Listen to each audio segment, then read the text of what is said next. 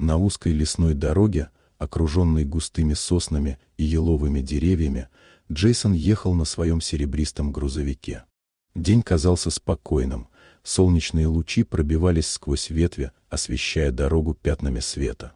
Но внезапно его движение прервал огромный дикий лось.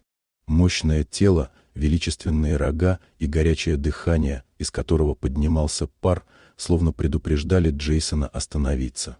Сердце мужчины забилось чаще, адреналин мгновенно наполнил каждую клетку.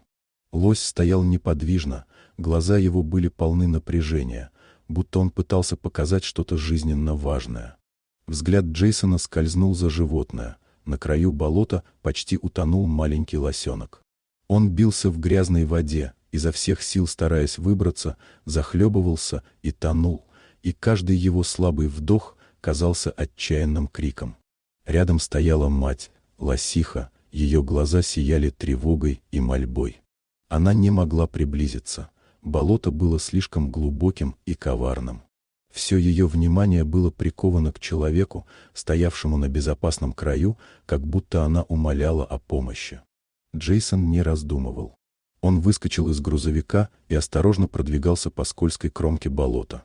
Грязь засасывала ноги, холодная вода брызгала на руки и штаны, пытаясь отбросить его назад, но страх за жизнь маленького существа заставлял идти вперед.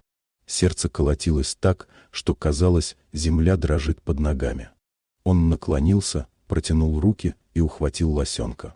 Маленькое дрожащее тело прижалось к нему, лапки безвольно свисали. Почти сам погрузившись в воду, Джейсон изо всех сил поднял его на твердую землю. Лосенок мгновенно обмяк в его руках, а затем, едва коснувшись суши, рванул к матери. Лосиха опустила голову и издала рев, глубокий, громкий, пронизанный благодарностью и облегчением одновременно. Джейсон стоял, весь дрожащий, с мокрыми руками и разбитым сердцем от пережитого ужаса и радости. В лесной чаще, среди теней деревьев, мать и детеныш растворились, их силуэты медленно исчезли из поля зрения. Лось на дороге еще несколько секунд стоял, словно проверяя, все ли в порядке, а потом медленно повернулся и ушел вглубь леса. Пар из его ноздрей растворялся в холодном воздухе. Внутри Джейсона оставалось странное чувство восторга и уважения. Он осознал, что стал частью дикой жизни, где смелость и сострадание могли спасти крошечное существо.